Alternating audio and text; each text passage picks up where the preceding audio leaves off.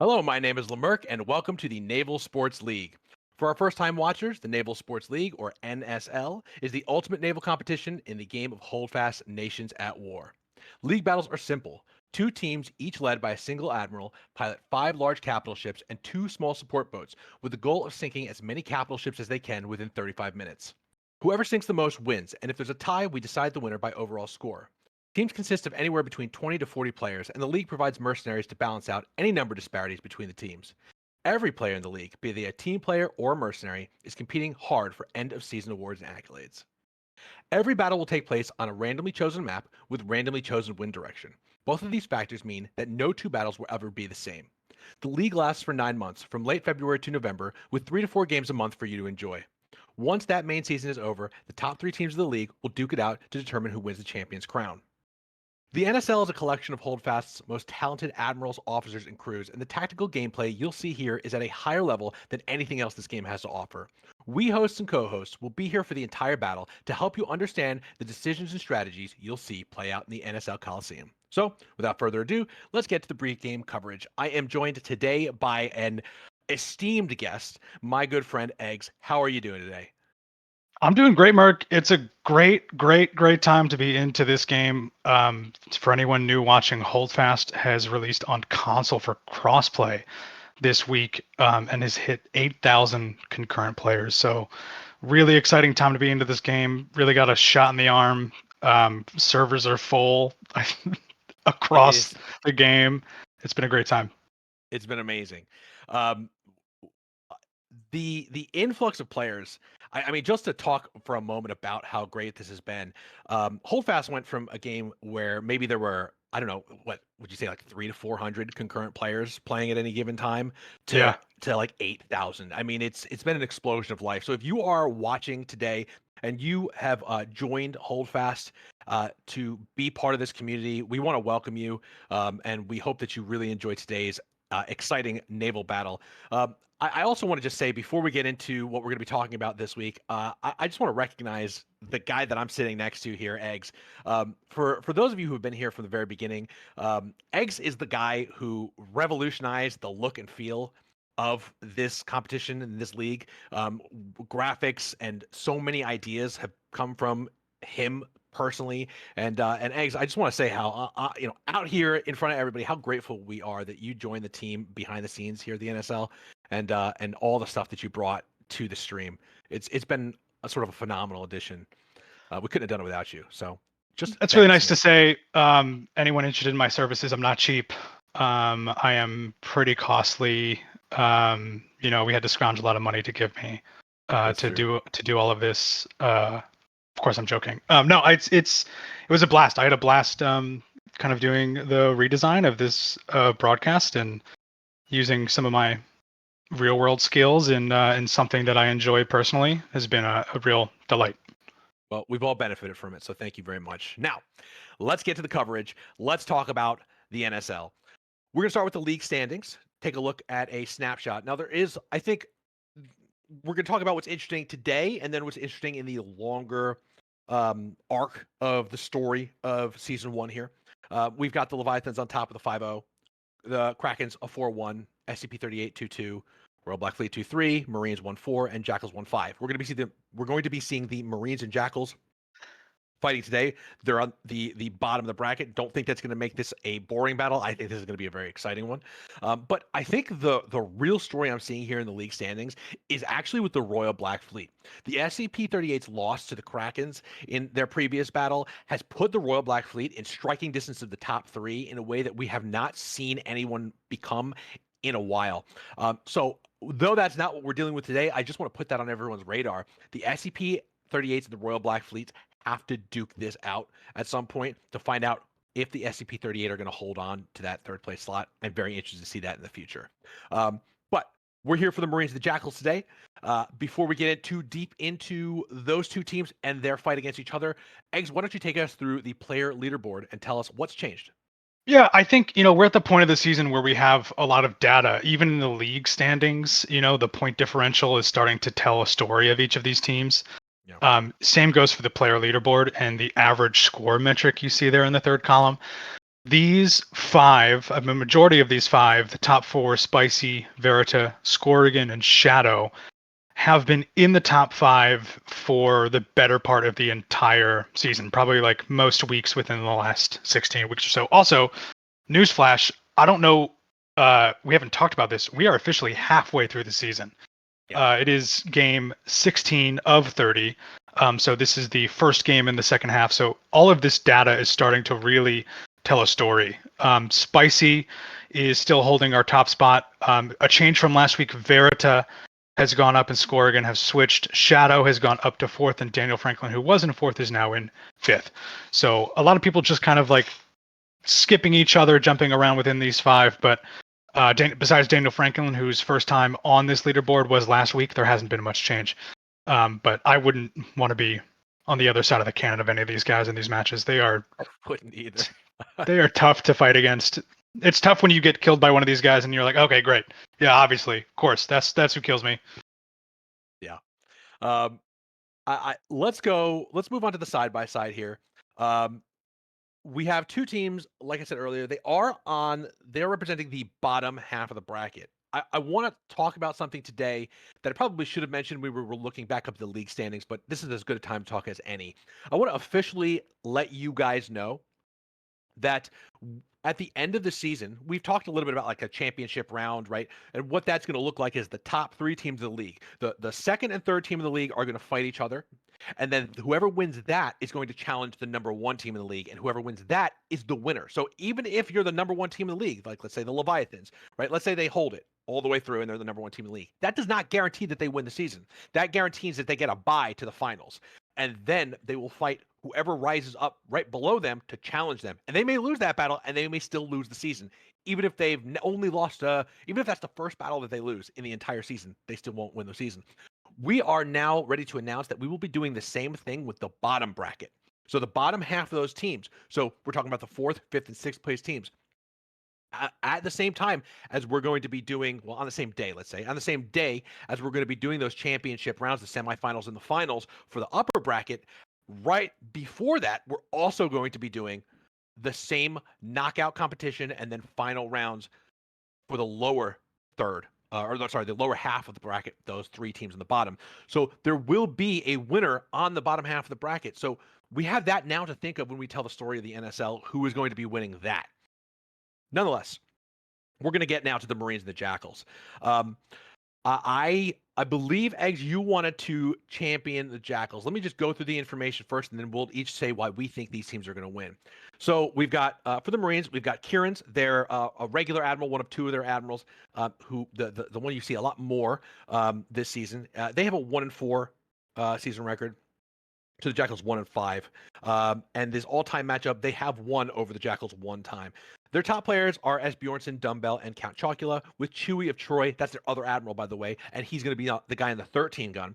He is the one to watch. He's going to be the captain of the 13 gun. On the Jackals team, their admiral is Charney. They have a 1-5 season record. Their all-time matchup, they have lost one time to the Marines. Their top players are Flazian, Charney, and Grizio, with Milos is the one to watch, and he is the 13 gun captain on the Jackals team. Now, I know that was something, I think, Eggs, that you had decided the ones to watch. Before we get into why we think each of these teams are going to win, what made you look towards those 13 gun captains as the guys to watch this week? I think looking at each of these teams and the games that they have won, I want to take you way back to the faraway land of February of this year. Game 1 of this season was fought by the Marines and the Jackals, and that game was really close. If you remember, that game was won by a stray cannonball shot by a gunboat that took out a very weak 8-gun that kind of shot the Marines into a point victory. Super close game. Kind of won, I don't want to say on a fluke, but won by maybe a little bit of luck. And the game. Go You're ahead. thinking these 13 guns. I hate to interrupt. We do need to get through this because I'm hearing that this game is about to start. That the 13 gun captains, basically, you think that these guys are going to be the deciders today? I think the one Jackals win this year was won by really clever 13 gun positioning, and I think that is going to be the key to their victory. Milos is a really good captain. Chewie is a really good captain, but I think, we've seen that the 13 gun, teams live or die by it. Yeah. If you can keep it out of harm's way, if you can keep it shooting but not getting shot at, I think that's going to be the key. Let's start on why we think these teams are gonna win. I'm gonna keep mine nice and brief. Um, Chuya Troy on the 13 gun is an absolute powerhouse of a captain. He's a great admiral. He's a great captain. He knows what he's doing on that 13 gun. The Marines have all the building blocks to win. They have good captains. They have good crew. I think that they have just sort of suffered in recent battles from a lack of bringing all of those things together. I think that last week, last battle that he had, Kieran said he was going for offense. Offense is what teams need to win. And I believe that if he adopts that offensive mindset, like he said he was going to do with Chewie and his 13 gun and his ability to lead a fleet very smartly and going and over the speed bumps that they've hit before, I think these guys absolutely can win it. I think they will win it. Tell me about the Jackals, Eggs. The Jackals' one win this season has come from a bit of patience and a defensive opening, but not a defensive game. It came with a bit of offense, with a bit of defensive positioning, and I think the key for them to win today is to not put all of their eggs, sorry for the pun, into an offensive game or a defensive game. I think they need to kind of play it both ways, and they need to be smart with that 13. I think looking at their entire schedule, they've had a really tough matchup. They've been playing a lot of the top three teams. I think that 1-5 record doesn't really tell the story here. Nor does that all-time matchup of 0-1 in that really close first game. All right. Quickly, let's take a look at the overview of the map. I am going to say like one sentence about this. The wind is good for the Jackals. I think that's good for the Jackals because they do have a tendency to get very aggressive. This is a map that is very difficult to get aggressive in because of the islands creating choke points. So what we're going to be watching today is how they interact with those choke points. But let's get into this map. Let's get into this battle as soon as possible because we want to let these teams go at each other and really, really, really have, I hope, a really strong, aggressive battle. That's what I'm foreseeing. That's what I've been told by these teams, is that this battle is going to be one of aggression. We're going to see whether the Jackals are going to do that this week, Eggs. I don't know, because again, Kieran said from the Marines, we're going aggressive next time. You're going to see us go all out. Do you think the Jackals are going to meet them? I think so, and I think it's up to the Marines on if they want to be aggressive with wind or in neutral wind. And I'm curious to see what their opening is. An aggressive opening is not an opening that banks wind. An aggressive opening is one where it goes down the middle, or picks up a little bit of speed. And there's a whole bunch of islands on this map to get in your way, and I really want to see what the Marines' opening is. Yeah, I am with you on that. I think, when it comes down to a map like this where the choke points are like right there, they're all laid out in the middle. Somebody's got to go through one of those channels to get to the other. When you look at that, you think, is banking the wind quite as important when somebody's going to have to go through one of those choke points? Or is it more about like maybe picking the choke point you think the enemy's going to go through and then commanding it? Because, yeah, I mean, we could see so many options for where these guys go. Obviously, I think the Marines have learned a lesson. I think one of the things they're going to be taking into this is you just don't go dead against the wind. So they're either going to be going straight across the battlefield or they're going to be going, up northeast. I cannot imagine any other circumstance for them, considering how bad it went for them when they went dead against the wind last time. The Jackals, though, I mean, the Jackals' last battle, if I'm not mistaken, was against us, the Leviathans. And was that where they charged us in the end? They got really messy. Yeah, I believe so. Right. I think also another quirk about this map is that you have to leave yourself open to react to the other channels, and like you can't just play a defensive position around one opening here. There's plenty of openings. Yeah, I mean, somebody's going to be able to get through as long as they're not going to the exact same place. And so, how much you bank the wind, again, it's not as important because the enemy can kind of just duck behind an island, wait it out, right? Because we talk about these circles a lot. So, I'll start playing around with my crayon here, and sort of get into this. Well, I'm having crayon troubles, folks. But nonetheless, let's say there we go. Let's say with the wind being where it is, and we're talking about I believe a wind this way. That's my really nice arrow.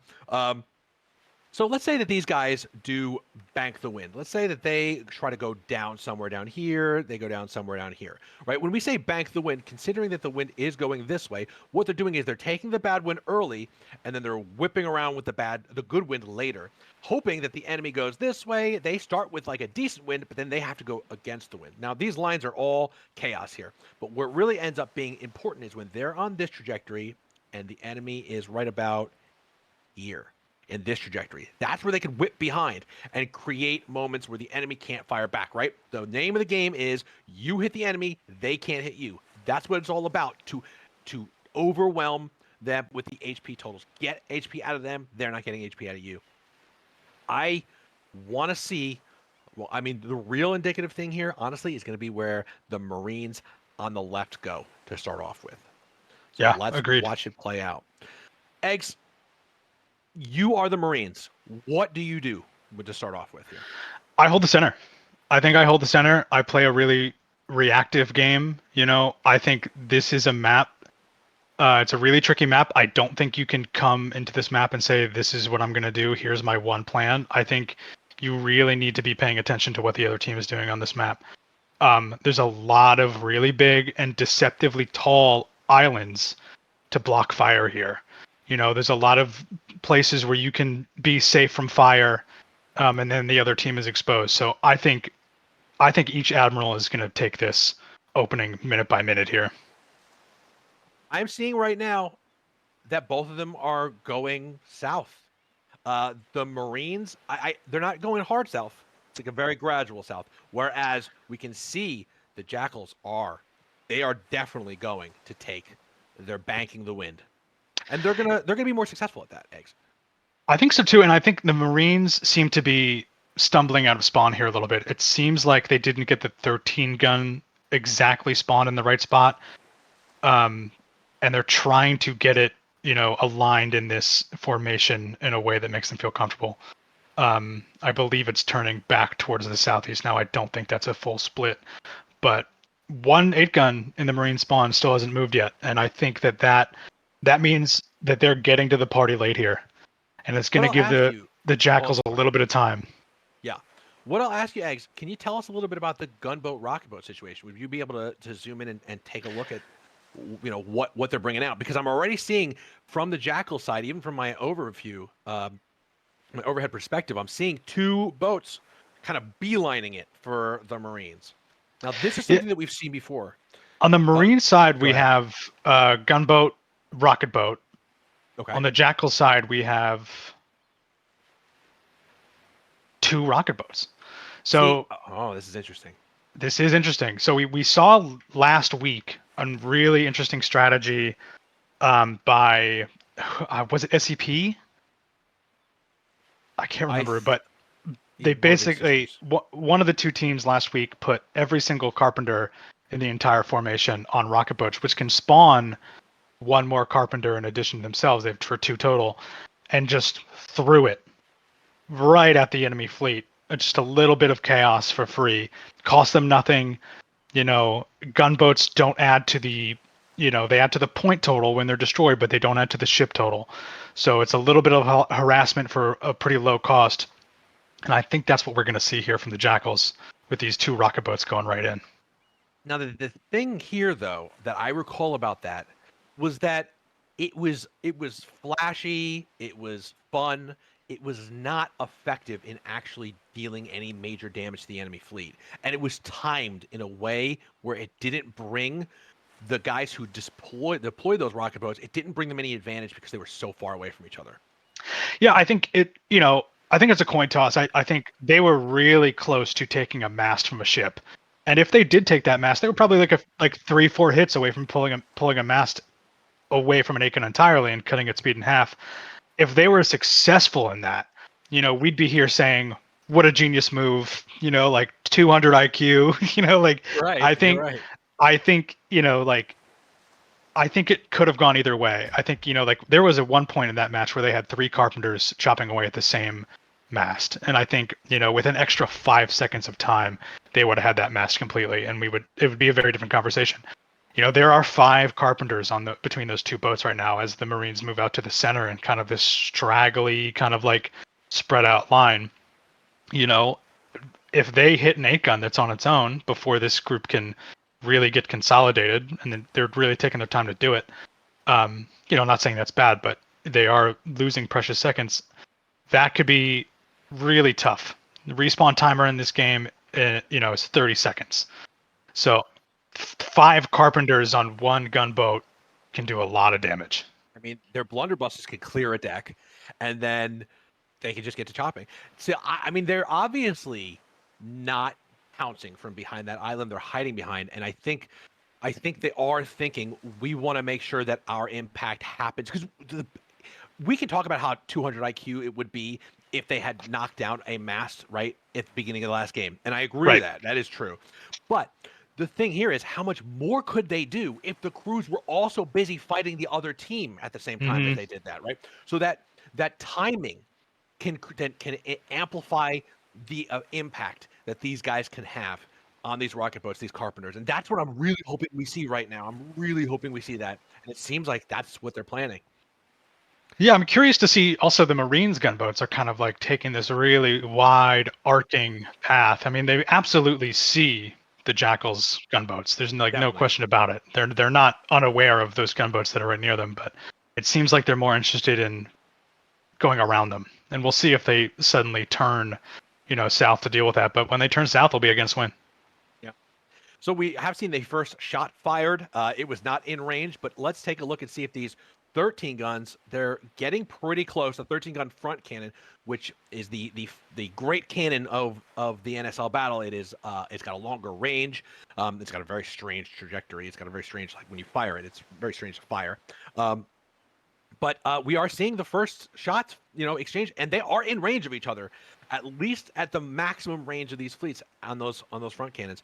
So now the question is, the Jackals are in prime position to curve around to the right, to hook around this island that's still left kind of off to their front and right side, and then pressure the rear of the Marines. What are the Marines going to do in response? And it looks like they're going to turn to their right. We're going to see a circular battle possibly come into play. And I think the disadvantage in that scenario is to the Marines. I think they just have much less space to work with in here. I'm curious to see what this fleet does now that the Jackals have pulled up and stopped. Basically daring them to say, keep moving forward. Come on. I'm gonna draw a little bit here, and I want to. This is my prediction here. I'm predicting something along the lines of this. Maybe coming through here, maybe going down here. I think they're going to slip through this channel right here. I don't think that the Marines are going to. I mean, because if the Marines were to go down this way, it would be suicide, plain and simple. You can see that the Jackals want it. They want it. They're positioned for it. They're waiting for it. They love it. I cannot imagine that is what the Marines are going to do. But if the Marines go through that channel and escape, they have the opportunity to very slowly but surely reverse the win situation on the Jackals. Well, now they have some clever positioning now because it looks like the opening that they want to, or really the only opening they have there, is in neutral wind, and it's at their max range. Yeah. So I just that 8-gun is starting to take fire. I want to interrupt because I'm pretty sure those rocket boats are right about to pounce on the lead 8-gun of the Marines. So the Jackals rocket boats, they seem ready. That channel is going to be their death zone. If they can get onto those ships, if they can kill the captain, if they can turn the ship into the island and block that channel, they may block the Marines' ability to escape through it, and I am ready to see it. And the Marines gunboats are totally out of position. They won't be in any type of fight for another 3 minutes. I would love to see what happens between those rocket boats and that 8-gun. That is going to be the opening act. Captain's dead. Kierans is dead on that ship, and all the carpenters are jumping on. All they have to do is turn that hard to the right and slam it into the island, and they have blocked that passage. They've got helm control, which means somebody has gotten on the wheel and has stopped the ship. So that lead is stopped. Yeah, we have a carpenter that stopped the ship. It looks like First RM now have control of it. Everyone has died. They have regained control, but they are dead in the water. Now the question is do those rocket boats move on and start hitting the 13 gun behind it? Or do they continue to try and bully this 8 gun? They have to reverse to do it. I think they continue to try because they're only getting the sails down right now. I think they can get a few more harasses in here while the front one is going for the 13. Okay, so they're They're splitting moving up. on. They're moving on. They're moving on. And I think that's the right choice. Get that 13 gun. The 13 gun is in range, right? So the 13 gun's getting hit. Then the question is is this something where the rocket boats are really going to change the trajectory of this battle in ways that we don't often see? And what a great play by the Jackals. Well, and also look at the Jackals fleet. They are now splitting. 3 bouncing. 8 guns are now heading north to try to cut off, and they still have fire on that 13. Let's get a real good view of what's happening on that 13 gun, and make sure that we see every bit of the action, because this is it. This is it right here. That 13 gun is getting pounded by rockets. It is getting taken over. The crew is completely unable to respond to any threats. That is a listless ship right now. Very dangerous, especially if you get to turn it again. Turn it in and hit the wall. 2 carpenters on the middle mast. 2 carpenters on the middle mast. Beautiful. That's what these guys have to do, and this is exactly what this is what we need from rocket. Ooh, mast is dead. It's down. Wow. Eggs, take us through what you're seeing here. 2 carpenters are on the middle of that 13 gun. The middle mast is dead, and they have moved on to the rear. Oh, this is great. It's absolute chaos in the deck of that 13 gun. There's 3 alive members of the Marines. That ship is now halved by speed, and now the 8 guns behind it are dealing with the carpenters as they keep spawning. And none of these rocket boats have been taken down because the ships cannot turn to put their cannons into rotation. No, one's at half health. Yeah. Absolute chaos. What a great move. Horrible for the Marines. A tough start. It's not completely debilitating, but it's pretty bad. And I love what the Jackals 8 guns did. They didn't move to split. They moved to get closer. They wanted more accurate fire. Yeah. And they're getting it. All right, so we're going to see this last 8 gun take a little bit more damage. But after that, after it limps through this passageway, we then move to the second phase of the battle. And the question is, how do the Marines turn this around? I think the Marines are in a tough spot right now because they have to play around the speed of that 13 gun. That 13 gun is half health. Yes. It's about half as fast, maybe a little slower than it would be without that middle mast. And now the Marines have to play around that speed. Regardless of in wind, against wind, doesn't matter. They have to accommodate the speed of that 13 gun now. What's killing me to watch is to watch that 13 gun turning to the right. Oh. That is you need to turn left. You need wind now. Yep. I know Chewie's the captain on that. Unless he's dead right now. I don't know why, because they have an 8 gun. I see they have an 8 gun to the south. Forget about him. He can regroup with the rest of your fleet. But you've got to turn your whole fleet to the left. We have a D-mast on the rearmost 8 gun. I just saw. These rocket boats are absolute heroes. This is one of the most heroic rocket boat efforts and carpenter efforts I have ever seen. Now this is the coin flip that could have happened last week. This is it. The Carpenters are having a massive impact on the game. I think the biggest impact we've seen in any game so far this season. And why? Because of timing. Because this happened when the fleet was pounce.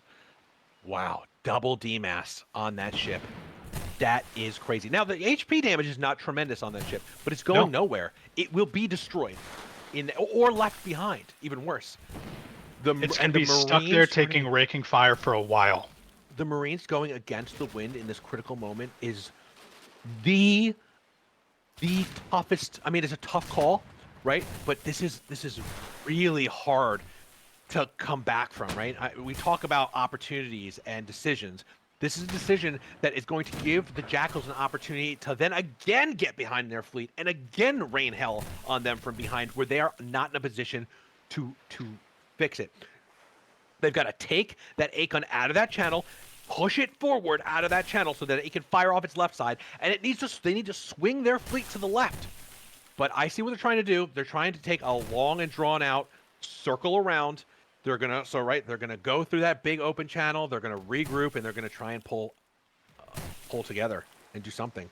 But in doing so, they've lost that 8 gun in the channel. It's not Yep. going to be able to contribute to the rest of this battle. And all the Jackals have to do is just stop, as 3 other 8 guns have already done. Now we do have a lot of Carpenter enjoyers in our league. You know, there are a certain class of players that love playing Carpenter, and I don't know which Carpenters were on the Jackals today, but I hope that you know, all of our players that are really enthusiastic about Carpenters got a shot in those spots. And now what's really rough on this 8 gun is that raking fire is just taking out whoever's at that helm one by one. They can't do anything effective. Anytime anyone gets on that helm, they take them out. It's a beautiful thing. Now, I'm surprised that the Marines have really managed to get around, and now they're going to gain the wind. So let me draw on the screen for a minute here, and we can sort of talk about what the dynamic is going to be now. These guys seem to be going this way. So this wind direction is going to take them, or that fleet direction is going to take them dead against the wind. Now what the Marines are going to try and do is they're going to try and wrap around this way and hit the back of this line. They've got to make up for what they've lost. It is absolute. It's a very tough start for the Marines. Absolutely not a finisher for them, but it is not where you want to be at this point in the game. Eggs, it seems like we may have lost a little bit of your mic. I'm gonna kind of take over here. We're seeing that the rocket boats in the and Eggs, just let me know when you're back. The rocket boats do seem to be just pounding. This is Marines rocket boats pounding the rear of the Jackals fleet. Those guys do not want to get shown up by the Jackals rocket boats that just did so much damage and caused so much chaos in the Marines fleet. Yeah, they're hitting. I am hearing that these shots are not only distracting, they are accurate. And that's what they really need to be here. They need to wipe the crews from the deck, stop the operations of the ship, and really just something has to happen to put a dent in what must feel like the Jackals for an overwhelming momentum advantage here. And I think we're going to see that in the next few minutes as the Marines swing around at that wheel of fate, where you have bad wind to start off with, and then you get good wind after a time. If you can survive it, that wheel will turn. And we will see that the Marines will have the opportunity. The question is, how will they make the best of it? Because what they really need to do right now is put a lot more damage in on the 13 gun, if they can get it. But the 13 gun looks to be slipping away. So it's tough. It's a very tough thing to as the Marines. What do you do here? How do you turn this around? What they've done really well, and what I'd really like to see, is that they've taken that, we call them a battle barge. It's their little joke for when a ship has no masts. They've turned that ship around, and they do have its right side cannons ready to fire. Now, it's going to get sunk, no question about it. But they've got to use those cannons for as long as they can to put as much damage as possible. What we're seeing, I think, most importantly here, and by the way, I just want to check in. Eggs, are you back with me? Do we have you? I'm here. Mic check. 1, 2. Okay, we got you. So, Eggs, what I'm seeing here, the thing that has bit the Jackals in the ass more than once is dividing up the fleet, and they are doing that right now. They're very confident. This division of the fleet with the 13 and 2 8 guns heading to the northwest and 2 8 guns trying to finish off that demasted ship, that could be an opening for the Marines to get in there and do some serious damage. They could possibly envelop the 13 gun. I'm going to draw on the screen for a minute and show you how. So we have 8 guns here at the front. We've got these slow ships coming in here from the rear. If these 8 guns were to swing around behind and these 2 ships were to cut in front, they could get crossfire where this 13 gun is trying to hide out, this 13 gun over here. That could be very, very, very dangerous for the Jackals if they get caught in such a thing. But I'm not seeing the Marines doing it. So even still, to cut the Jackals flagship off from the front. So to just, again, with a little bit of drawing on the screen, to just get a line right here, because this guy is stuck going this way. He is not able to go backwards, and so he may find himself with Marine ships all firing into this gap here. That is a crisis situation for the Jackals 13 gun. Yeah, I agree. It looks like that turn was a little too tight. and he seems to be grinding against the rocks there. And this is a really rough position for Oh that Jackals no. 13 to be in. And they're down 2 ships because 2 of the 8 guns are off finishing off that demassed ship.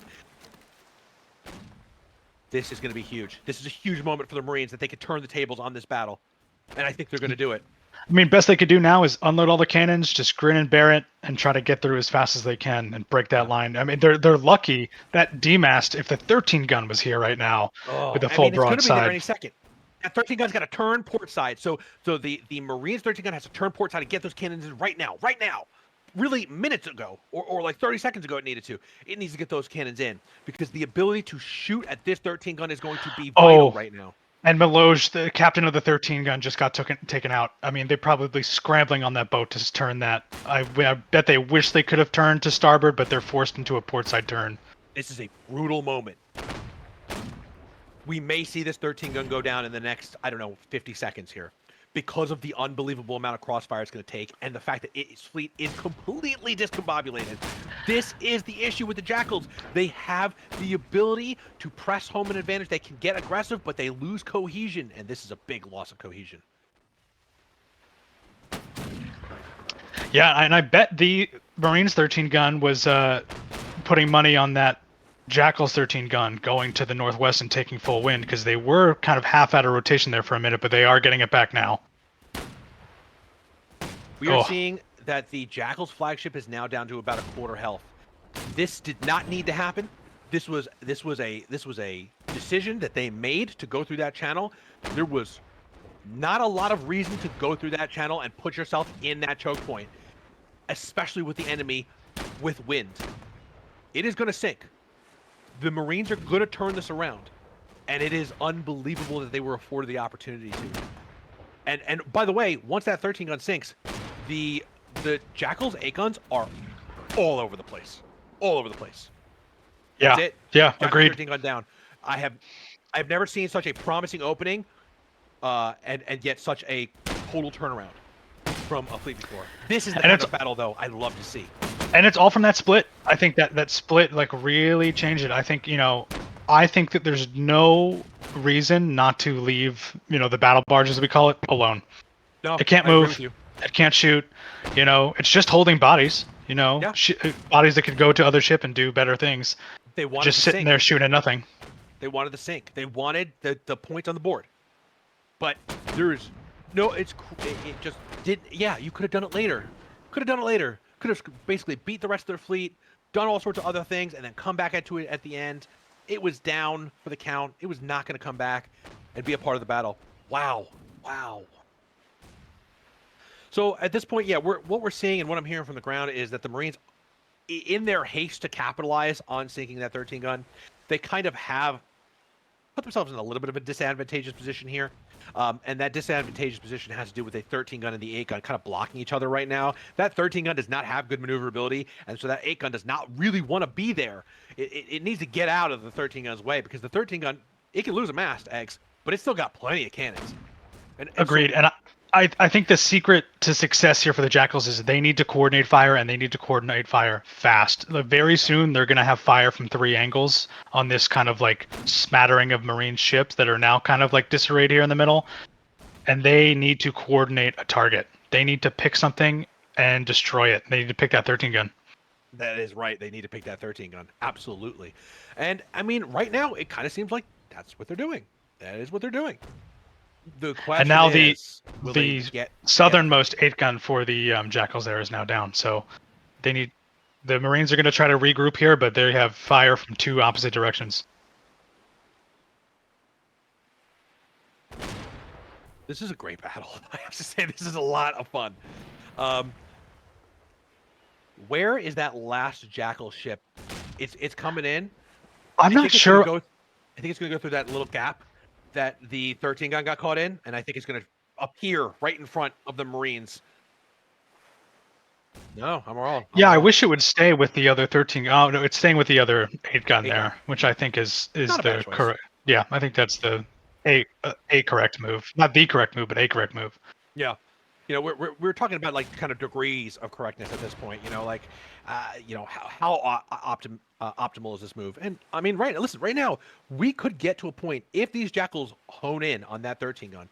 We definitely could get to a point where this is a dead even match. Mm-hmm. And I Yeah. want that. I want it. I want to see it because then it's 8 guns versus 8 guns. It's going to be ramming, boarding, shooting. It's going to be who can group together. Well, the 13 gun is in a really rough position. It's getting raking fire from two sides. I mean, it's really, really tough spot to be in. I mean, you can see that crew on that ship is really struggling, just getting They have bounced nothing to around by shoot at, fire from really. two different. Yep, exactly.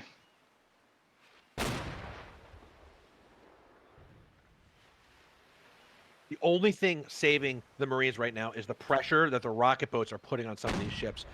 The 8 gun that is behind the 13 gun that's is hitting it from the rear, it is getting harassed by a rocket boat, and that is pretty important because that can distract a crew from doing its best work. And that may be the only thing that's extending the life of this crippled 13 gun. I think one critical note here is that if you look at the Jackals right now, Jackal ships are all pointing at least towards the same half of the map.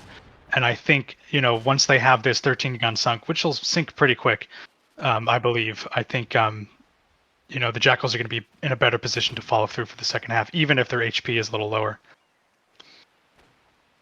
You know, so let's. Okay, that's it. That's the 13 gun down. 13 guns down. We are 3v3 8 guns. In this, the Marines are doing better. Now that the 13 gun is out of the picture, the Marines have a much better position. They have one. They have two across two of the 8 gun Ts.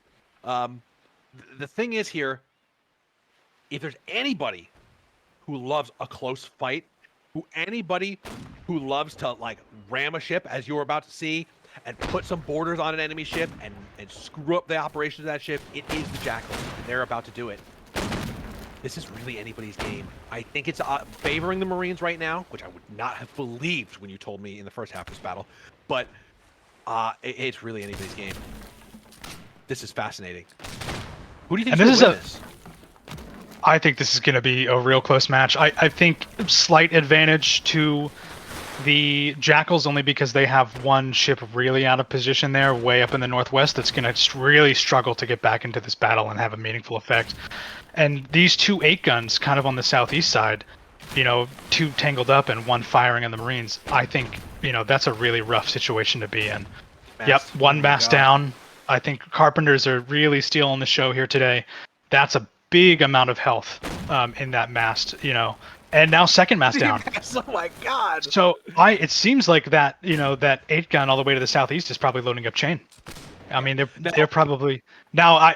What I would do, pick up and leave. Go. Yeah, that's exactly what I was about to say. These guys need to get on the other side of that island, right? You see that kind of lone island out there, kind of in the middle of all this action? Just get to the other side of it. They can't hit you. They can't follow you.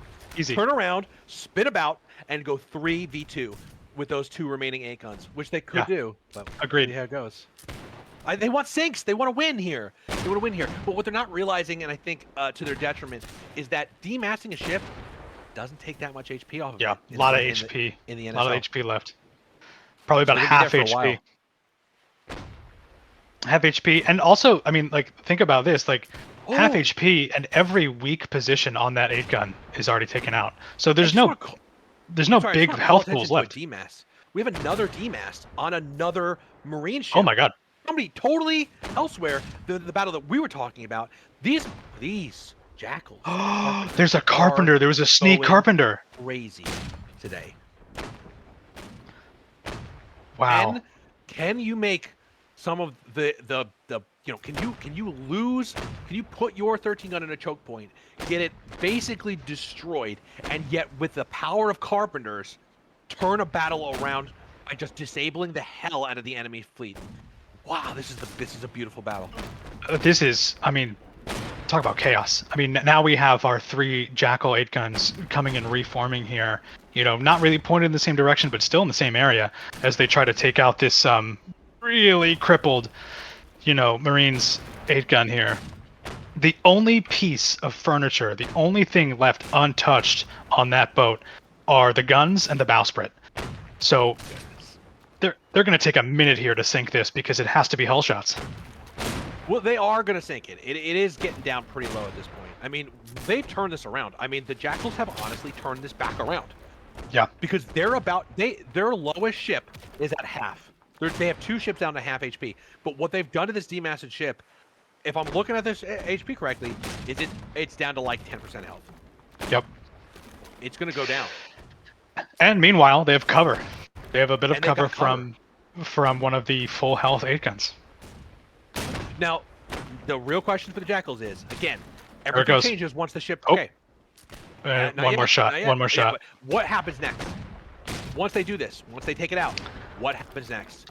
I think they need to reform. They need to head against wind, and they need to take out the one with 1 mast. And that'll keep them. That'll keep them in cover from the 8 gun all the way to the southwest. It'll let them deal with these gunboats a little bit easier, or at least their gunboats deal with those gunboats a little easier. But I think they need to reform. I cannot believe the amount of sheer wild aggression from both teams. Both teams have done an incredible job today. I have to put that down now. This is there's no sports betting. There's no sports betting allowed in our league yet. We'll see how the FanDuel partnership goes. But I would love to see the live odds on this match. It would be like a heart jumping up and down. Yeah, exactly. Oh my God. This is a really great match. I mean, it's just love a chaotic match. We'd love to see great fleet formation, but there's something really, really cathartic about a chaotic match, and these guys are really doing a great job. And shout out to the Jackals who, are really, really keeping this game interesting and really, really doing their best to. I mean, how many masts have they? Do you want to count the masts they've taken so far? I'm sure we can ask them, and they will tell us. They're counting. That's two on the 8 gun on the start, 1 on the 13 gun, 2 on that one right there, and then that's 6 masts. 6 masts total they've gotten. I think that beats their record. I think 5 was their record. So they must be thrilled. The question now is, do the Marines have 2 relatively healthy 8 guns? The Jackals have 2 relatively weak 8 guns and 1 very healthy 8 gun. So what happens here? Do 2 sink in quick succession, and then it's a 2-on-1 where the Jackals only have 1 left? I don't think so, and I think the advantage goes to the team with the gunboats. They are closer to the Marine spawn, so gunboats will be in faster, but they're now down 1, and 2 gunboats are chasing down that Marine's single mast 8 gun. Yeah, and 2 minutes 50 seconds left. I don't think we're gonna have a full fleet sunk, but I think we are gonna have a clear winner. And I'm predicting a Jackals victory here. Yeah, and I think look at this southernmost 8 gun for the Marines. Has a little bit of raking fire on that easternmost Jackal ship, but it can't do anything effective. And there's another mast. That's number 7. Mast number 7. Lucky number 7 for the Jackals today on the masts. The Jackals fleet needs to get behind that demasted 8 gun, and they need to do it immediately, because 2 of those ships that are getting fired on by the ship you were talking about, the one that's kind of far off and just getting like lobbing shots from the distance, they have the chance to sink some of these ships because they are so weak. It's at quarter health. It's got no masts. It's got 2 gunboats and 2 8 guns with close fire, and soon to be a 3rd. So I think this is going to be a 3-1 for the Jackals. 3 ships to 1 for the Jackals. And there goes another cannon. Yeah, they can't afford to lose the cannons right now. Anyone on that ship is not going to be alive for long. There's so much fire heading towards that ship that anyone on that ship is going to... I mean, how many cannons do they have left? They have no cannons left on their port side, and they have 3 cannons left on the side that they don't need cannons on. Oh my God. It's about to go down. About to go down with 1 minute and 30 seconds left. This is just clinching the victory for the Jackals. This is a... Wow. I mean, just wow. I got nothing else to say, but I am blown away by this battle. The savagery we have watched here today. Kudos to them to reforming after a chaotic. I mean, in the middle mark there, when the Marines were able to get a lot of T's crossed in a single passage on the 13 gun. I mean, really, really credit to these Jackals captains to keeping a level head, to looking at the whole picture and then getting back together. That's the last. That's that Marines 8 gun down, and I just want to echo what you've just said. This is a Jackals specialty, is getting beat the hell up out of nowhere, and then getting their whole fleet from way different parts of the map all coming back together, and putting in a strong finish. This is the Jackals specialty, alongside demassing, of course. Now the Jackals have to watch out for gunboats, because realistically, I think gunboats or rocket boats at this point are going to be the thing that can knock Akas out. But 25 seconds? I They're don't see it trying. happening. They're trying. They've identified the weakest one, and they are going as fast as they can. 18 seconds is not going to happen. Ooh. Ooh. Wow, good shot. A lot of people dead on that ship.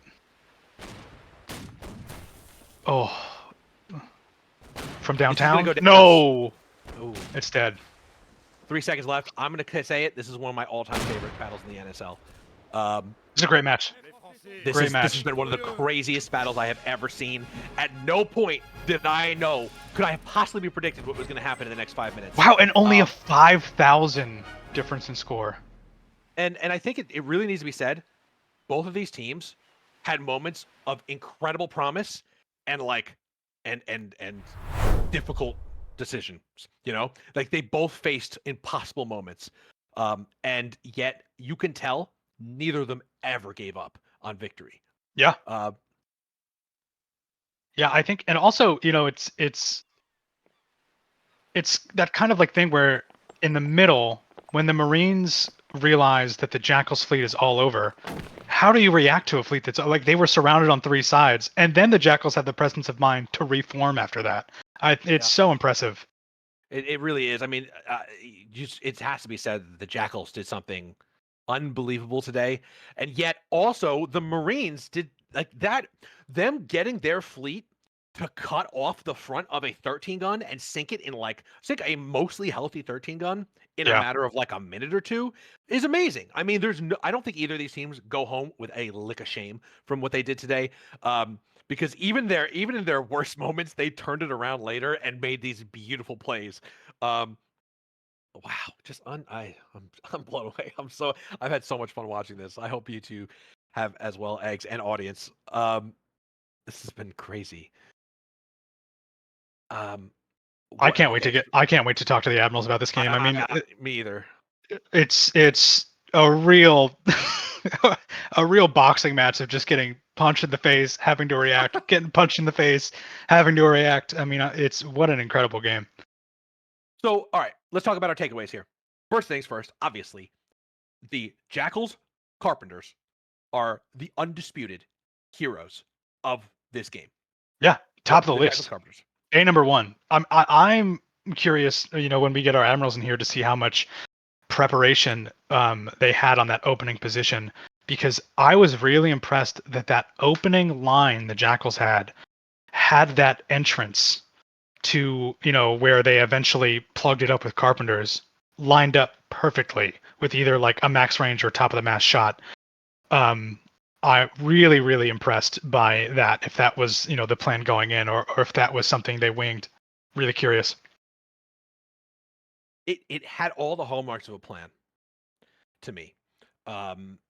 They chose an island. They hid behind the island. They would not go forward, even when there were juicy targets in front of them. They waited and waited and waited until their fleet was in a position to actually start harassing the enemy, and that the enemy put themselves through a choke point. And it was a choke point they had chosen. I mean, it was a choke point the Jackals rocket boats had chosen to be near, towards the center of the map. I mean, just... And I think one thing changes it significantly if the Marine gunboats would have just beelined it for those rocket boats in the beginning.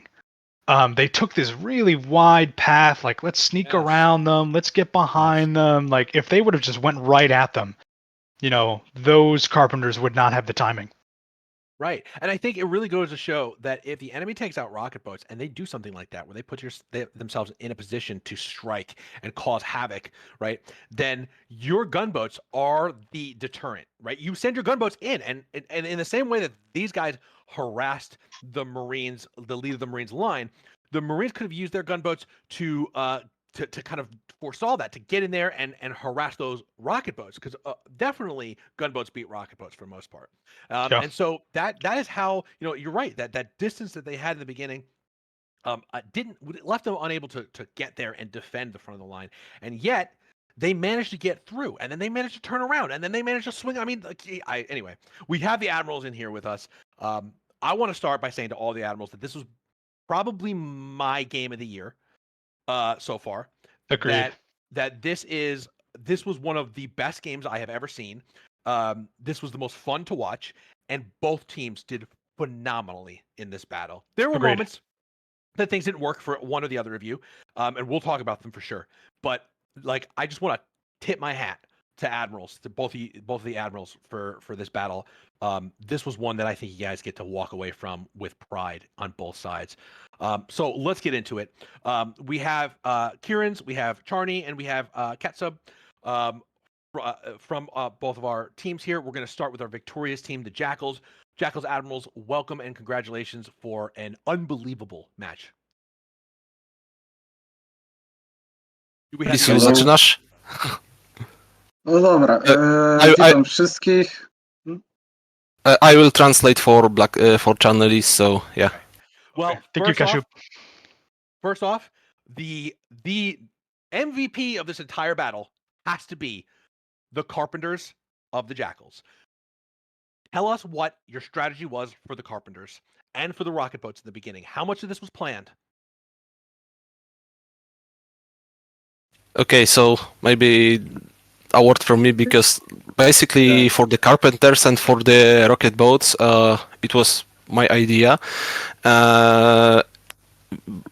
This whole battle, like basically it was the setup was we like had some ideas after our battle with the Leviathans, when our boarding actions were like really well, and we were like, okay, let's do this again, let's do it even better. So we decided, like during our first match with the Marines, there was this very similar action with our rocket boats that demasted their ship. They did splendid job, and the idea was to kind of do it in a similar way, but to catch the Marines in one of the straits. So, you know, they don't have any way to maneuver away, and it worked. The Carpenters, I was one of them, and it was Baboof from the Leviathans. Nice. It was a few members of the 9th Infantry Regiment. They all did great job, and well, you know, demasting, and once again demasting. This was our priority for this battle for the Carpenters, and you know, like disorganizing their battle line, you know, being basically this mosquito that flies everywhere and, you know, pisses you off. This was our idea, and you know, this was one role, and the second role was, you know, to be a beaver that, you know, bites everything and, you know, takes the masts down, and it worked. And you know, Charnelis, he was in command of the main fleet, you know, where my part was to, you know, to take the rocket boats and, you know, execute the plan. Charnelis took the main fleet, and his idea was basically to, you know, get in their back, pepper them with cannonballs, and well, first part of the battle, this worked perfectly. The second part of the battle I didn't quite see, because, you know, I had to respawn on the one gun, and I didn't see what was going on, so please oddaję słowo tobie, nie? W drugiej części troszkę tam popełniliśmy błędów. Jedna osoba zasugerowała, żebyśmy skręcili wcześniej 13 i niestety zablokowała się w ciasnym przejściu między wyspami. No to trochę nam problemów narobiło, ale później tak naprawdę stało się coś, co lubię, czyli mikrozarządzanie każdym pojedynczym okrętem w bitwie. Bitwa zmieniła się w jeden wielki chaos i udało się to po prostu wygrać. Okay, so basically, like for the second part of the battle, initially it was a bit of a problem because our ships got a bit split. One of the ship got stuck due to the one on 13 gunner got stuck because in some kind of miscommunication stuff and idea that didn't go very well, but that happens. But after that, it as Liz said, it came to micromanagement of the ships, and apparently, yeah, Charles likes this job very much, and he picked the right targets. He basically picked the targets for those ships. Ordered to shoot at them. We've had what they demasted some of the demasted ships that the Carpenters demasted earlier. There were some actions later that helped as well. Also from the cannoneers of the ships, from our ships, and this chaotic part was something. Like basically it becomes something that we like, we may say. It's certainly becoming because- a trademark for you guys, is the chaos and the ability for your ships to be kind of spread out very far, and then at the end of the battle come all together as one and put pressure on the enemy when the enemy kind of thinks that you're all over the place. When you have the place to maneuver our ships, when we can, just peppering the cannonballs, shooting in the straight line, going in one way. This is something, classic stuff. But we tend to lose those battles when we go, line by line. It's the regular line battle.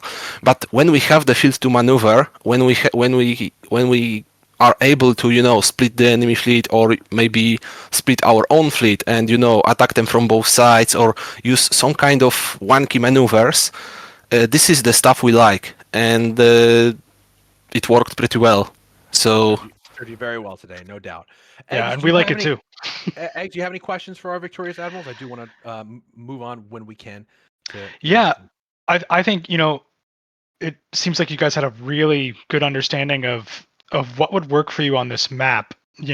Would you have employed this strategy if you were on a little bit more of an open map, or was this kind of just tailored to the straits and the really tall islands that can block some turns?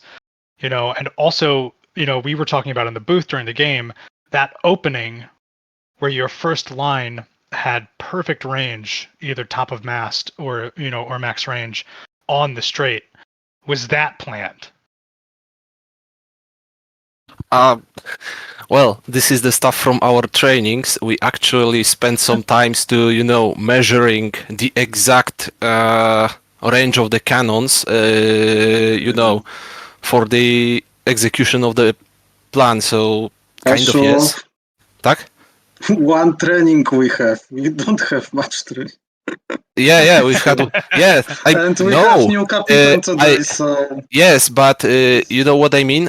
Because we've had one official training, and there was this second, non-official one, and this was the part when we did like a lot of, shooting, testing the range, and yeah.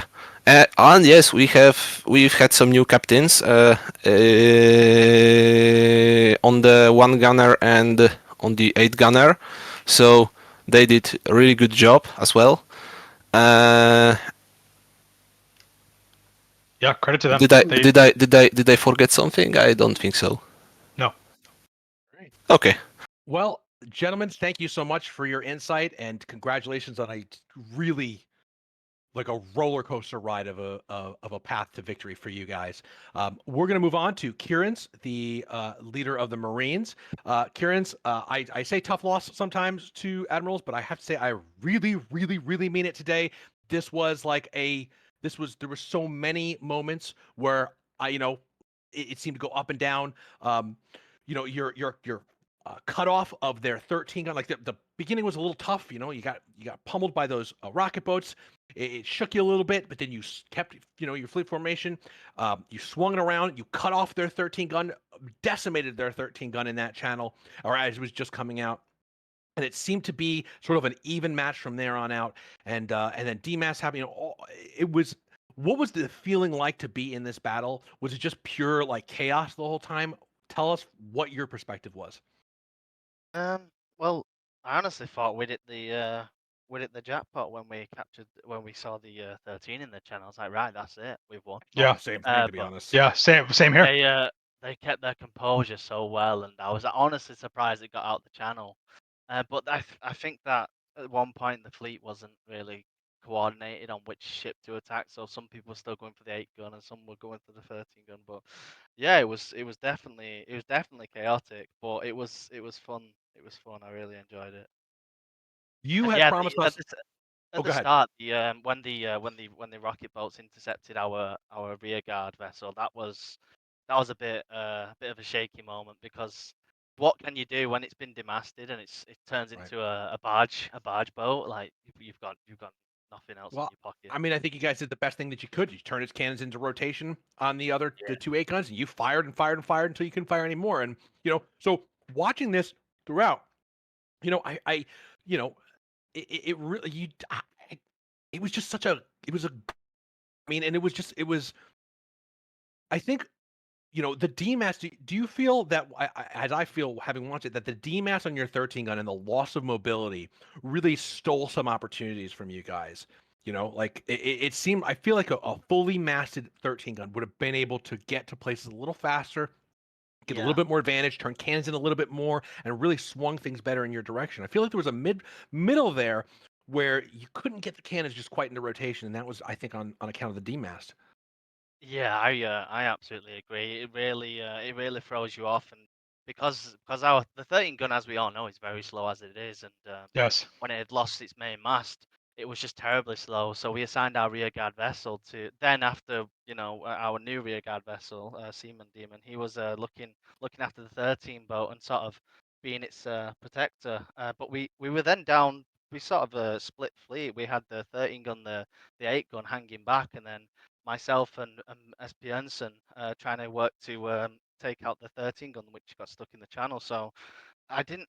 I knew that demasting was the like a great tactic, but God, I've never been in a battle where it's happened so often, and it's almost like after the first couple of demasts, you're a bit sort of demoralized, and Hmm. Numb yeah, to it's it. hard to come back from that. Yeah. I mean, one DMAS in a battle, not really a big deal. Even two, not gonna. But I think they got 7 Yeah, DMAS on your guys' ships across the course of the battle, and that has a major effect on your ability to be where you want to be at the time you want to be there. And I think that was exactly. definitely the story at the end of the battle. Nonetheless, I mean, your team put up such a heroic effort after that initial brutal attack from their rocket boats and their carpenters. So again, Yeah, my hats are really off to both teams here for just a phenomenal battle right until the end. It was really hard to tell who was going to win this thing. Um, Eggs, do you have any really well questions done. for Kieran's? I'm reflecting on carpenters and their use in this game and the last game, and I think we're kind of at a turning point. Carpenters. Traditionally, what happens is a team sends a carpenter in a boat, in a rowboat. They lazily kind of like meander across the map, and they try to sneak onto the 13 gun, and it never works because everyone's eyes are too sharp, and there's too many people, and you can never sneak a single body onto a ship, and maybe we're entering a part of the game where this becomes a regular tactic. Put as many Well, carpenters onto 2 guns and throw them. yeah, I don't know if you guys saw, but towards the end there, the HMS Charlotte was actually intercepted by, I think, two or three players that were swimming from the sunken 8-gun or the 13-gun, Yep. and they Yeah, actually yeah. swam onto the Charlotte and demasted it fully. I was like, wow. Yeah. Yep. And that was a huge thing for them because then they could focus their fire. They could get around behind it, and not take fire from it. So I mean, just like these little things ended up by the end of the game having really big impacts. Yeah, That said, Kieran's, you told us in our last interview that you were going to come with some aggression, that you were going to bring the fight out, and there is no question that you kept your promise today, and we were all the better entertained and excited by this Yeah, match that's for going it. to be So our doctrine going forward. Is not kamikaze. We are going no, to be somewhat composed, but we do want to get into the fight as quickly as possible and see what damage we can do. and And I credit to think you. yeah. I was gonna say credit to you for you very quickly recognized an opening and very quickly took advantage of it. And that was really impressive. I mean, you sunk that 13 gun in a couple minutes. Yeah, it Oh was wow! very fast. It No was time very at all. fast. Oh, thank you, thank you.